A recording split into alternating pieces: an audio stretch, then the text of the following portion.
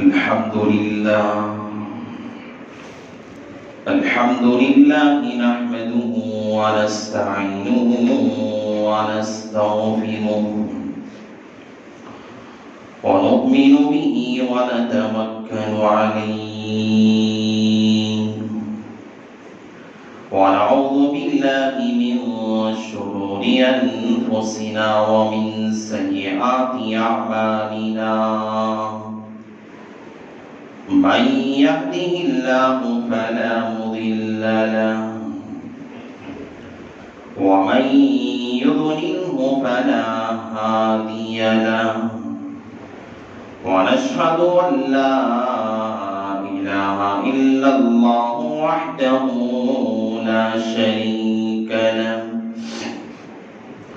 ونشهد أن سيدنا ومولانا محمدا عبده ورسوله صلى الله عليه وعلى آله وأصحابه وبارك وسلم تسليما كثيرا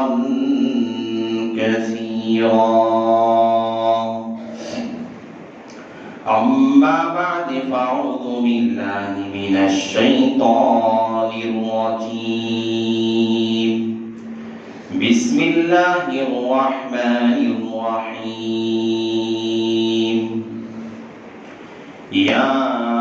أيها الذين آمنوا ادخلوا في السلم كافة ولا تتبعوا خطوات الشيطان إنه لكم عدو مبين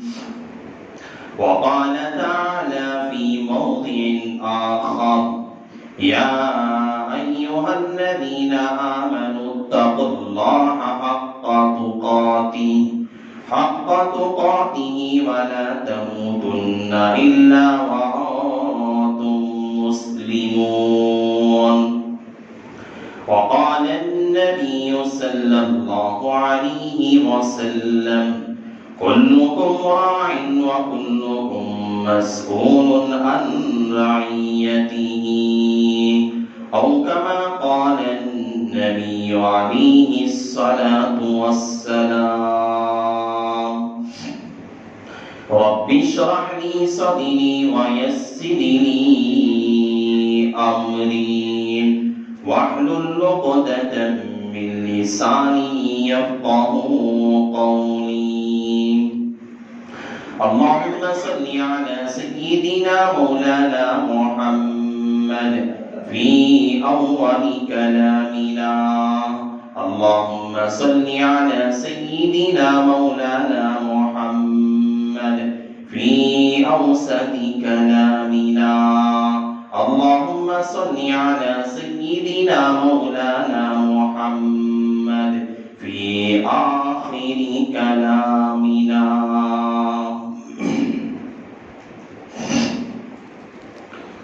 معزز سامعین کرام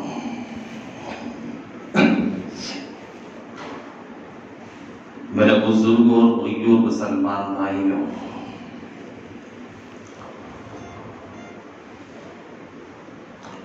آج کے پرفتن دور کے اندر نازک ترین حالات کے اندر ایک مسئلہ پوری دنیا میں کھلبلی مچا کے رکھ دیا ہے جیسے سارے مسلمان لوگ ساری مسلم تنظیمیں جس سے پریشان ہیں آج سے 1450 سال پہلے سے لے کر اب تک یہ فتنہ اتنا زیادہ طول نہیں پکڑا تھا جتنا اب پکڑا ہے جیسے جیسے دنیا قیامت کے قریب ہوتی جا رہی ہے جو علامتیں حضرت عیسیٰ علیہ السلام اور حضرت مہدی علیہ السلام کے آنے کی ظاہر ہو رہی ہیں اسی طرح یہ دنیا فتنوں کا شکار ہوتی چلی جا رہی ہے۔ ان میں سے سب سے اہم آج جو حساس مسئلہ ہے، پوری دنیا میں جو کھلبلی مچا کے رکھ دیا ہے، وہ مسئلہ فتنہ ارتداد کا مسئلہ۔ فتنہ ارتداد اسلام چھوڑ کر کسی دوسرے مذہب کو اختیار کر لینا، یہ ارتداد کہا جاتا ہے۔ آج پوری دنیا میں مسلم لڑکیاں، ایمان والی، قرآن کو ماننے والی، حدیث والی، شریعت محمدیہ کو ماننے والی آج لڑکیاں کسی ہندو کے ساتھ جا کر شادی کر رہی ہے، کسی غیر مسلم کے ساتھ جا کر لو میرج کر رہی ہے، کسی غیر مسلم کے ساتھ جا کر رجسٹر میرج کر رہی ہے، کسی کافر کے ساتھ جا کر جو ہے اپنی شادی رچا رہی ہے۔ یہ پوری دنیا میں ایسا یہ فتنہ پھیلا ہوا ہے۔ پوری دنیا میں جہاں کہیں بھی، بالخصوص ہندوستان کے جس علاقے پہ بھی ہم نظر اٹھا کے دیکھتے ہیں، وہاں مسلمان کی لڑکیاں ہندوؤں کے ہاتھوں میں چڑھ رہی ہے، شادی بیاہ رچا رہی ہے۔ یہ بہت بڑا حساس مسئلہ پوری دنیا کے مسلمانوں کے ذہنوں میں ایک کھلبلی مچا کے رکھا ہے۔ بڑا اہم مسئلہ، پوری دنیا کے بڑے بڑے علماء، مفکرین، مدبرین، بڑے بڑے فقہاء، بڑے ذہین اور فطین لوگ، بڑے انتظام کرنے والے لوگ، بڑے امیر لوگ، بڑے منظم اختیار کرنے والے لوگ، سارے کے سارے اس وقت میں پریشان ہیں۔ کیا اس اسباب اختیار کیا جائے؟ یہ امت کی لڑکیاں آج کس راہ پہ چل رہی ہے، کس راستے کو اس نے اختیار کر لیا، ان کی آج عقلیں کہاں چلی گئی، ان کی سمجھ آج کہاں چلی گئی،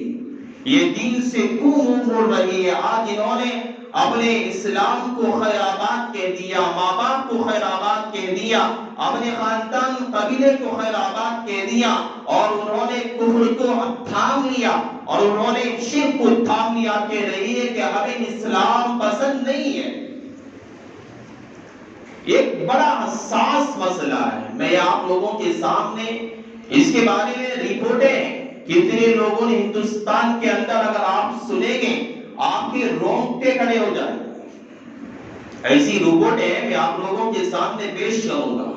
لیکن اس سے پہلے میں آپ لوگوں کے سامنے چند باتیں، تاکہ یہ جو موضوع میں آج آپ کے سامنے کرنا ہے، مجھے بات کرنی ہے، اچھی طرح سے بات سمجھ میں آ جائے، سمجھنا آسان ہو جائے۔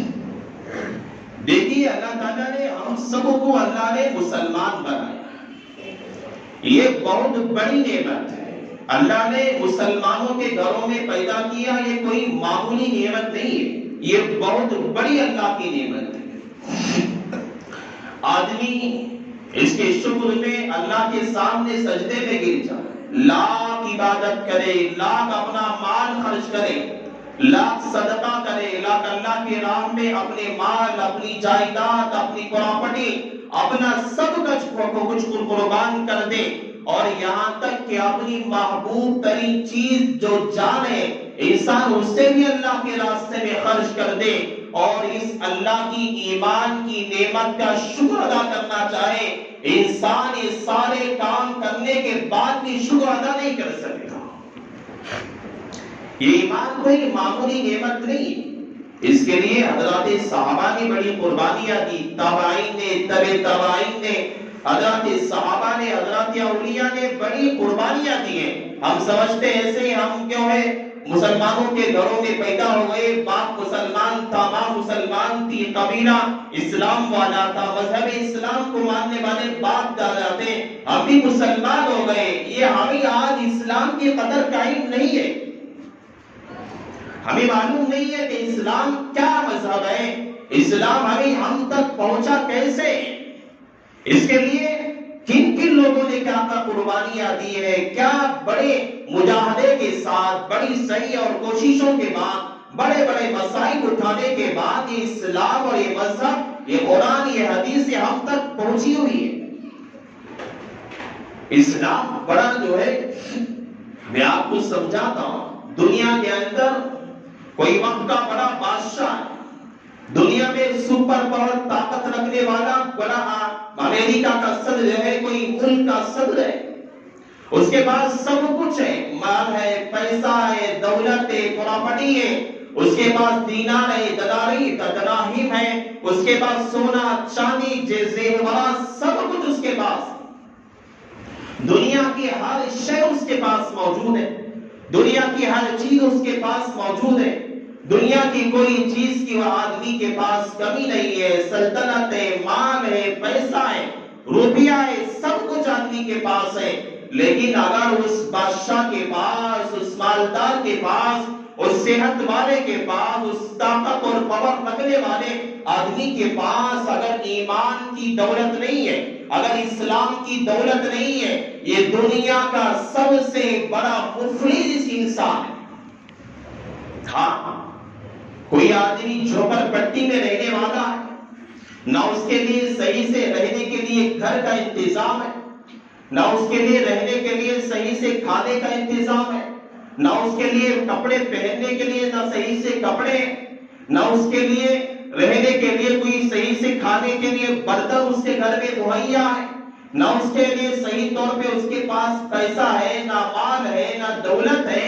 نہ زیورات ہے، نہ سونا ہے، نہ چاندی ہے، آدمی کے پاس کچھ بھی نہیں ہے، مفلس ہے، رات میں کھاتا ہے، صبح میں بھوکا رہتا ہے،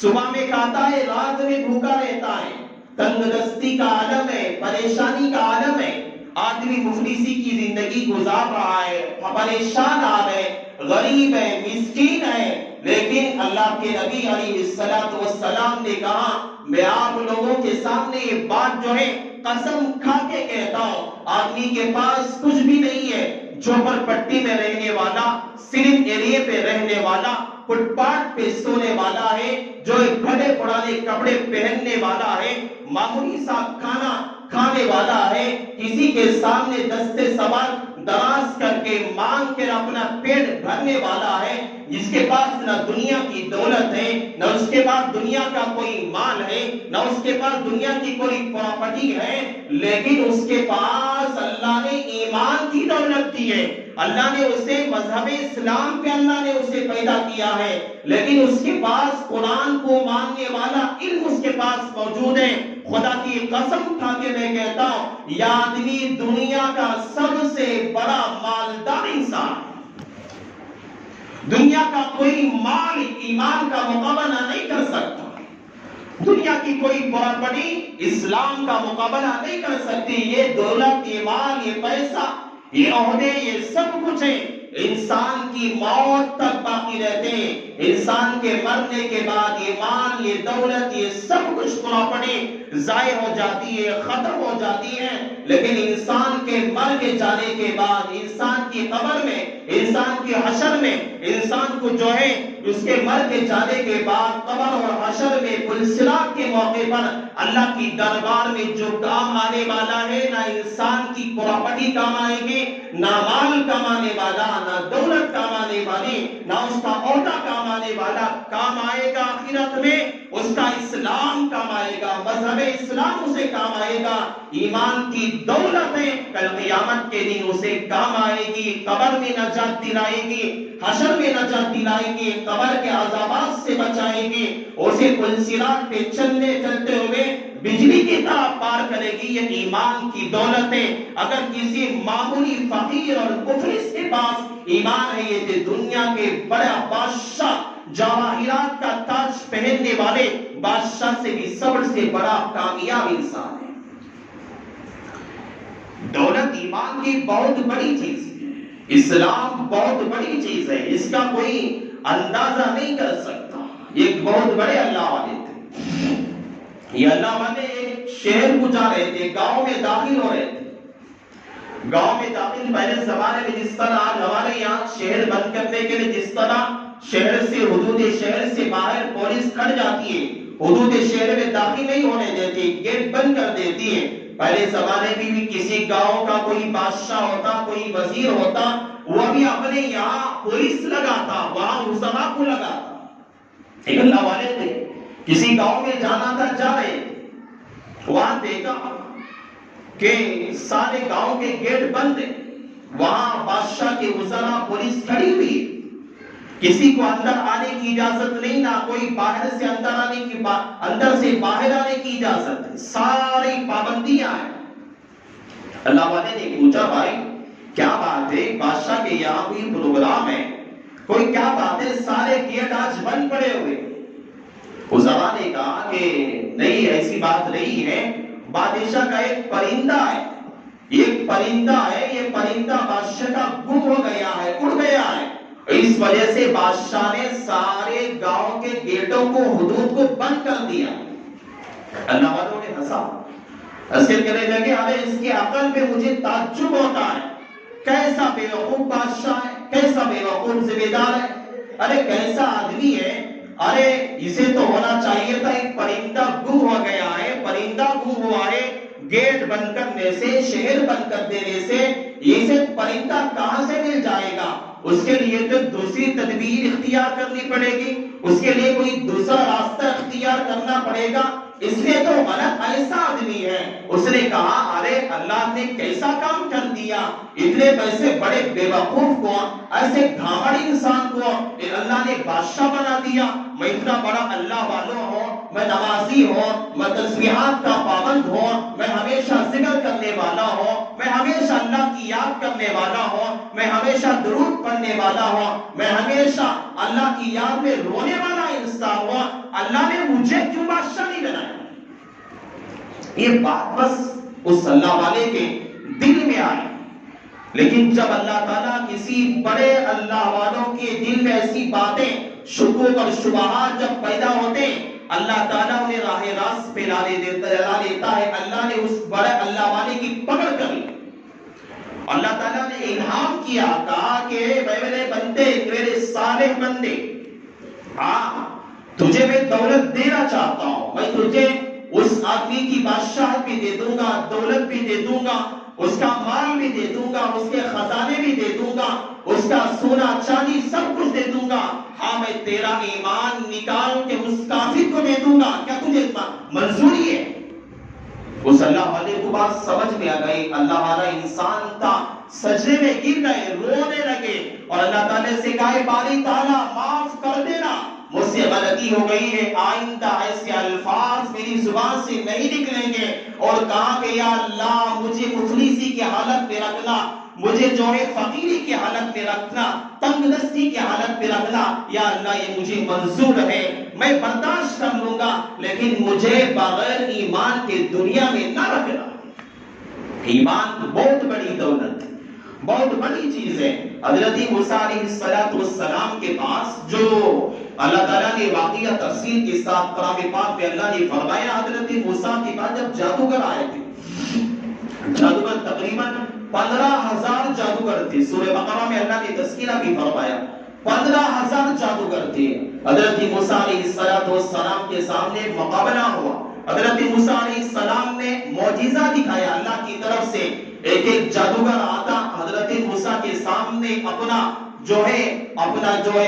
فن دکھاتا، حضرت موسیٰ کے سامنے ہار کے چلا جاتا. جب سارے 15,000 جادوگروں نے دیکھا یہ موسیٰ کوئی معمولی انسان نہیں ہے، اللہ تعالیٰ کا یہ کوئی نبی ہے، اللہ کے یہ معجزات میں سے ہے، سارے جادوگروں نے کہا ربی موسیٰ آمنت ربی موسیٰ و ہارون، ہم لوگ جو ہے حضرت موسیٰ و ہارون کے رب پہ ایمان لاتے. انہوں نے اسلام قبول کر لیا. فرعون بلایا تھا جادوگروں کو اپنا کام کروانے کے لیے، لیکن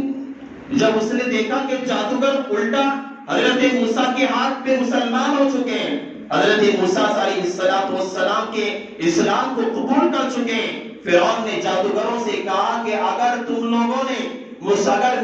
کے اسلام کو اگر مانا، اگر مذہب پہ چلے، میں تمہیں ایسی سزا دوں گا، ایسا عذاب دوں گا، ایسا دردناک عذاب دوں گا، تمہارا ایک پیر کاٹوں گا، ایک تمہارا ہاتھ کاٹ دوں گا، اور تمہیں جو ہے سولیوں پہ لٹکا دوں گا، سارے لوگوں نے کہا، سارے جادوگروں نے کہا آمنت بموسیٰ و ہارون، ہم نے موسیٰ اور ہارون کے رب پہ ہم نے ایمان لا لیا ہے۔ اے فرعون تجھے جو چاہے کر لینا، ہم ایمان سے ہاتھ دھونے والے نہیں ہیں، ہم مرتد ہونے والے نہیں ہیں، ہم اسلام چھوڑنے والے نہیں ہیں۔ تجھے چاہے ہمارا ہاتھ کاٹ دے، چاہے میرا پیر کاٹ دے، چاہے ہم لوگوں کو پھانسی پہ لٹکا دے، سولیوں پہ لٹکا دے، لیکن ہم لوگ مرتد ہونے والے نہیں ہیں۔ ان لوگوں کو قدر معلوم تھی، اسلام کہتے کسے ہیں، اسلام کی قدردانی ان لوگوں کو پوچھ کے دیکھو، حضرت صحابہ کو پوچھ کے دیکھو، حضرت خباب کو پوچھ کے دیکھو، حضرت بلال کو پوچھ کے دیکھو، حضرت خبیب کو پوچھ کے دیکھو، ایمان کی دولت کیا ہوتی ہے، اسلام کی دولت کیا ہوتی ہے۔ یہ دولت بہت بڑی دولت ہے، اس کا مقابلہ کوئی کر نہیں سکتا، دنیا کی کوئی دولت کر نہیں سکتی، دنیا کا کوئی مال اس کا مقابلہ نہیں کر سکتا۔ حضرت خباب سے پوچھ کے دیکھو، حضرت خباب کو لے جا کر جو ہے لوہے کی سلاخیں گرم کر کے حضرت خباب کی پیٹھ پہ داغا جاتا، اور ہی جو ہے آگ پر حضرت خباب کو لنگا کر کے سلایا جاتا۔ حضرت خباب کی چربی اور ان کے جسم کی گرماہٹ سے وہ آگ بجھ جاتی۔ حضرت خباب تڑپتے، حضرت بلال کو مدینہ کی گلیوں میں گھسیٹا جاتا، حضرت خباب کو مارا جاتا، حضرت خبیب کو مارا جاتا۔ حضرت زرینا ایک عورت ہے، صحابیہ ہے، ایمان کے لیے صحابہ نے کیا قربانیاں دی ہیں۔ آج ہم گھر بیٹھے مسلمان ہیں، آج ہم گھر بیٹھے اسلام والے ہیں، آج ہمیں اسلام کی قدر نہیں ہے، آج ہمیں مذہب اسلام کی قدر نہیں ہے، آج ہمیں قرآن کی قدر نہیں ہے، آج ہمیں شریعت کی قدر نہیں ہے۔ آج اس وجہ سے ہم گھر بیٹھے ہمیں وراثت کے اندر آج ہم نے پراپرٹی کے طور پر آج ہم نے ایمان مل چکا ہے، اسلام مل چکا ہے۔ حضرت زرینا ایک صحابیہ ہے، فرماتی ہے حضرت زرینا رضی اللہ تعالی عنہ ایک عورت تھی، انہوں نے اسلام لا لیا۔ اسلام لانے کے بعد سب سارے لوگوں نے، مشرکوں نے ستایا، پریشان کیا۔ ابو جہل اس وقت جو ہے زمانے کے اندر بڑا لعین تھا، مردود انسان نے حضرت زرینا کے لیے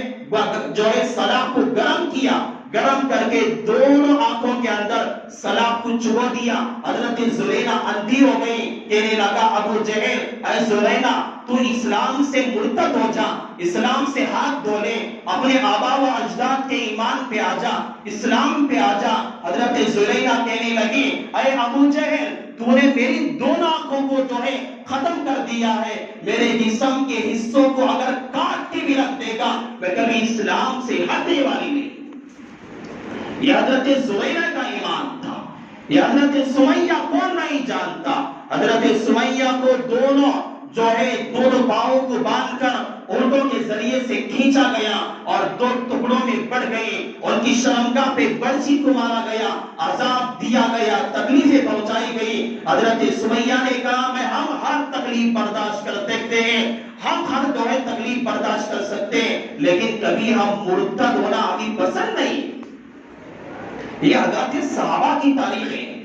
اولیاء کی تاریخیں اتنی ذرا ہیں، اور بڑے بڑے اولیاء اور اقطاب تابعین کی تاریخیں ایمان کے لیے بہت زیادہ جو ہے بڑی ہوئی ہے، لیکن آج ہمارے حالات ایسے ہیں۔ آج اس دور کے اندر، نئے اس دور کے اندر آج روزانہ آج اگر ہم اخبارات اٹھا کے دیکھتے ہیں، سوشل میڈیا پہ ہم جاتے ہیں، وہاں دیکھتے ہیں حالات کیا ہے۔ روز مرہ جو ہے یہ اخبارات میں خبریں آ رہی ہیں کہ عائشہ نامی لڑکی، خدیجہ نامی لڑکی، جو ہے فاطمہ نامی لڑکی، جو ہے اسما نامی لڑکی، ایک کسی غیر ہندو کے ساتھ بھاگ کر جا کر اس نے اپنا لو میرج کر لیا، رجسٹر میرج کر لیا، کورٹ میرج میں شادی کر لی۔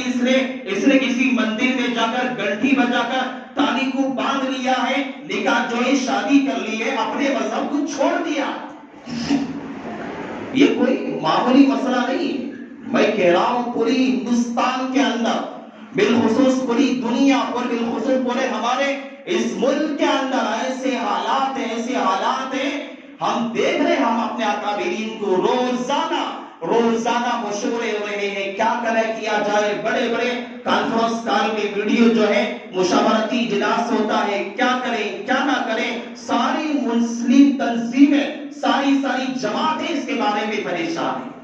لیکن دنیا کے اندر میں آپ لوگوں کو رپورٹ پیش کرتا ہوں، میں آپ لوگوں کے سامنے چند باتیں، تاکہ ہمارے جو حواس ہیں، یہ جو ہم غفلتوں کے سوئے ہوئے ہیں، ہمیں پتہ نہیں ہے، ہم کھا لیے پی لیے، ہم نے سمجھ لیا نماز 5 وقت پڑھ لی، ہم نے سمجھ لیا کہ بہت بڑا ہم نے کام کر دیا ہے، دنیا والے لوٹ کے جا رہے ہیں، دنیا میں ارتداد پھیل رہا ہے، ہماری بچیاں غیروں کے ہاتھ میں جا رہی ہیں، ہم غفلتوں میں سو رہے ہیں. ہم اس غفلت میں ہے کہ یہ کام جو دوسروں کے دروازے پہ آیا ہے ہمارے گھر پہ نہیں آئے.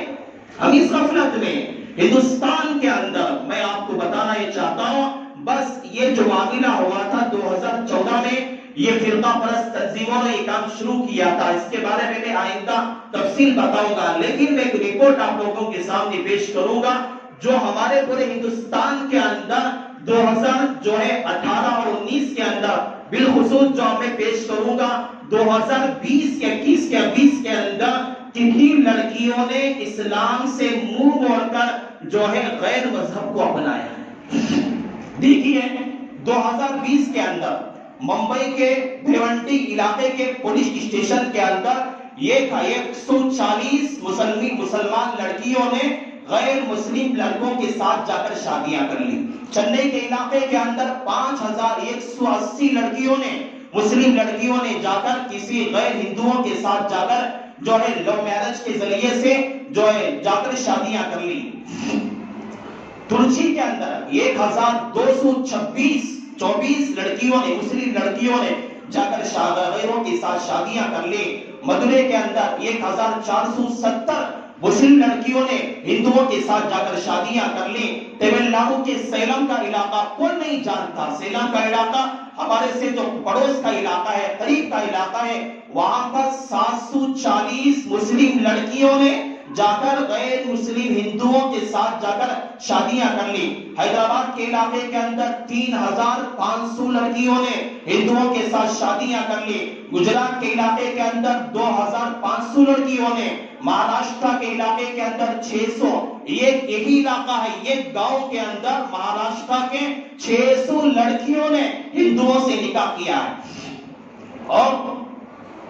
غازی آباد کے اندر 500 لڑکیوں نے نکاح کیا، اور بنگال کے علاقے کے اندر 1900 لڑکیوں نے، اور باغپت کے اندر 1290 لڑکیوں نے، اور میرٹھ کے علاقے میں 1270 لڑکیوں نے، کانپور کے اندر 970 لڑکیوں نے. اور 2018 2019 2020 کی یہ 3 سالوں کی رپورٹ ہے، جہاں پہ 3 سالوں میں 1,50,000 مسلمان لڑکیوں نے ہندوؤں سے شادیاں کی.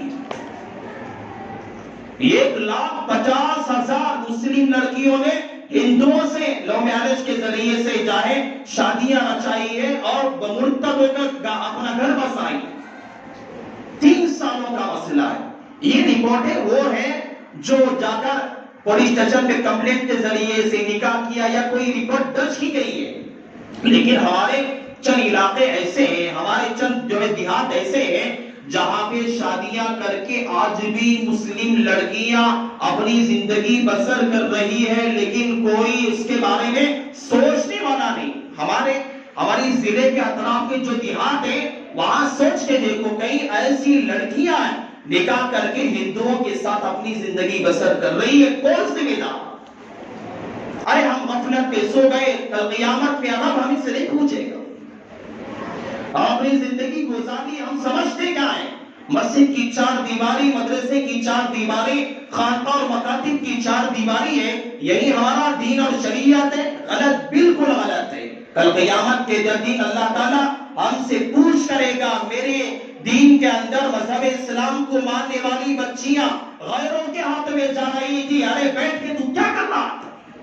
ہم کیا جواب دیں گے؟ یہ بڑا حساس مسئلہ ہے، بڑا حساس مسئلہ ہے. ہم یہ سمجھ رہے ہوگے کہ ہمارے پاس بڑے بڑے مدارس سے، بڑے بڑے مکاتب، خانقاہیں، مراکز ہیں، ہم کیا کرنا ہے؟ ہم تو آرام سے نماز روزہ ہمارا ہو گیا، صدقے زکات دے دیے، ہمیں کیا لینا دینا ہے؟ یہ کام جو ہے فرقہ پرست تنظیمیں جو کر رہی ہیں، جو دلی سے کر رہے تھے، جو ہے مہاراشٹر کے اندر ناگپور میں شروع ہوا تھا، یہ ہوتے ہوتے ہماری دہلیز پہ پہنچ چکا ہے۔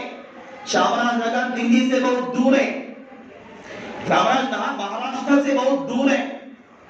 لیکن یہ جو ہے کام ہماری دہلیز پہ آ چکا ہے۔ ہم اس کی فکر کریں، اس کے لیے اسباب کیا اختیار کرنا ہے، کیا لاہی عمل ہے، کیا اختیار کرنا چاہیے، اس کے لیے میں آپ کے سامنے باتیں رکھوں گا۔ جو باتیں میں رپورٹیں رکھی ہے آپ لوگوں کے سامنے، ہندوستان کی رپورٹیں، یہ ہمارے دل میں احساس پیدا کرے گا، ہمارے مرے ہوئے دل کو جگائے گا، ہمیں کیا کرنا ہے، ہم اپنے گھروں کی حفاظتیں کیسی کرنی ہے، ہم اپنے خاندان کی بچیوں کی حفاظتیں کیسی کرنی ہے، یہ ہمیں جگائے گا۔ اس لیے آپ لوگوں کے سامنے یہ باتیں میں نے رکھی ہے۔ اب اس کے لیے اسباب کیا اختیار کرنا ہے، لاہی عمل کیا اختیار کرنا پڑے گا، کیسے بچا جائے گا، کیسے ان لوگوں کے جال سے اپنے بچیوں کو محفوظ رکھا جائے گا، انشاءاللہ میں آنے والی جمعہ کے اندر اس کے بارے میں انشاءاللہ میں تذکرہ کروں گا۔ میں اللہ سے دعا کرتا ہوں، اللہ تعالیٰ سب سے پہلے اللہ مجھ سنی ہوئی باتوں پہ اللہ بولنے والے کو اللہ سب سے پہلے اللہ عمل کی توفیق عطا فرمائے۔